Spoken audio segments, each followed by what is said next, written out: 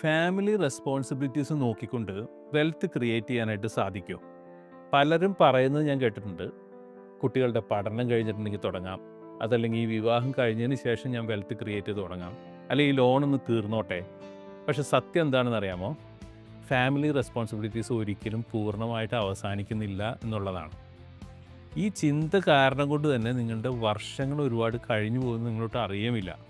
ഒടുവിൽ റിട്ടയർമെൻ്റ് ഒക്കെ ആകുമ്പോൾ അതിനുള്ള സമയമാകുമ്പോൾ വേണ്ടത്ര സ്വത്ത് അല്ലെങ്കിൽ വെൽത്ത് നിങ്ങൾക്ക് ഉണ്ടായിരിക്കേമില്ല. അപ്പോൾ പ്രശ്നം നിങ്ങൾക്ക് ഇൻകം കുറവായതുകൊണ്ടൊന്നുമല്ല, സമ്പത്ത് സൃഷ്ടിക്കാൻ വേണ്ടുന്ന ഏറ്റവും വലിയ ശക്തിയായിട്ടുള്ള സമയം നഷ്ടപ്പെട്ടതുകൊണ്ടാണ്. എൻ്റെ 23 വർഷത്തെ ഫൈനാൻഷ്യൽ അനുഭവത്തിൽ നിന്ന് അല്ലെങ്കിൽ ഫൈനാൻഷ്യൽ സർവീസസ് കൊടുത്തുകൊണ്ടുള്ള അനുഭവത്തിൽ നിന്ന് ഞാൻ പഠിച്ചൊരു കാര്യം എന്താണെന്നറിയാമോ? ഫാമിലി റെസ്പോൺസിബിലിറ്റീസും വെൽത്ത് ക്രിയേഷനും തമ്മിൽ ഓപ്ഷൻസ് പോലെ തിരഞ്ഞെടുക്കേണ്ട ആവശ്യമൊന്നുമില്ല.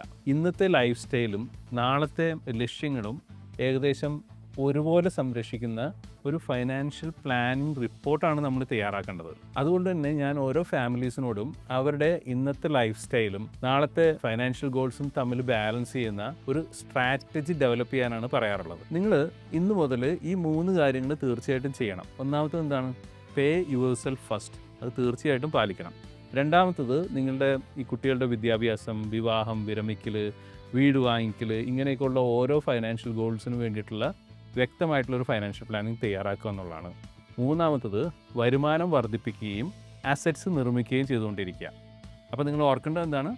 ഫാമിലി റെസ്പോൺസിബിലിറ്റീസിന് വേണ്ടി ജീവിക്കുന്നതൊക്കെ മഹത്തരമാണ്. പക്ഷെ നിങ്ങളുടെ ഭാവിയും സംരക്ഷിക്കുമ്പോഴാണ് ആ റെസ്പോൺസിബിലിറ്റി പൂർത്തിയാകുന്നത്.